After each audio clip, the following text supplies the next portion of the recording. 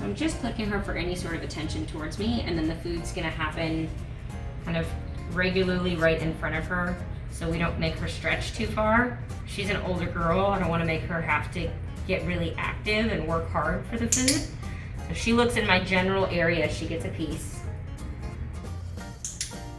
I'm giving her small pieces that she can eat relatively quickly, so we don't lose too much time in between repetitions. You're good at this, Kiki.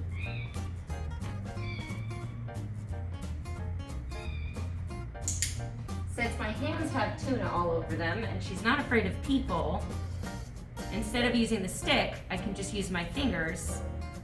This is the same touch target that we do with dogs. And yes, I am cheating because there's tuna all over my fingers, so that makes her more likely to come forward and check them out, right? So she comes forward, she sniffs them, and then my hand retreats and she gets food.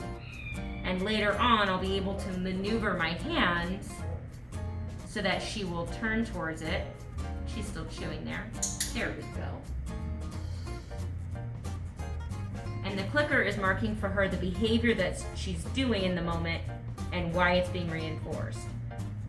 And that's why we take a little bit of time to teach them that the clicker predicts food coming before we start adding in a request like sniff my fingers or touch my fingers or move towards my hand. And since this is brand new, you'll notice if she moves towards my hand at all, I'm taking it, whereas at the end, I'll want her to actually touch her nose to my fingers. See how she just did a stretch there? So if I needed to move her or ask her to move, she's a little old lady. She's got some spondylosis, we know, so she may be less inclined for me to pick her up on certain days if her back is bugging her.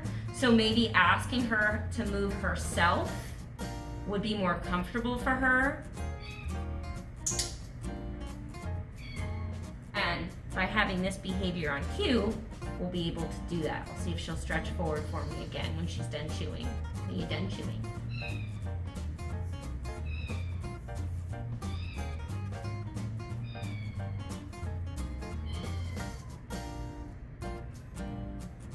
There we go.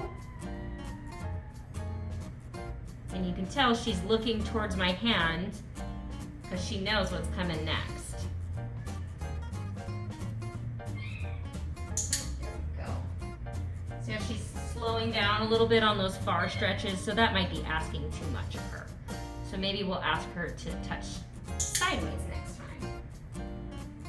If it's too hard or too uncomfortable to do, the animal's less likely to do it, even though she's working for tuna today, which is pretty high dollar for shelter cats.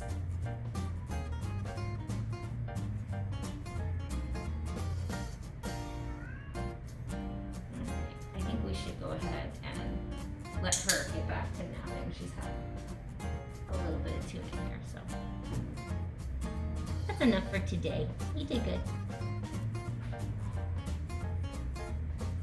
I'll rub tuna juice on your bones.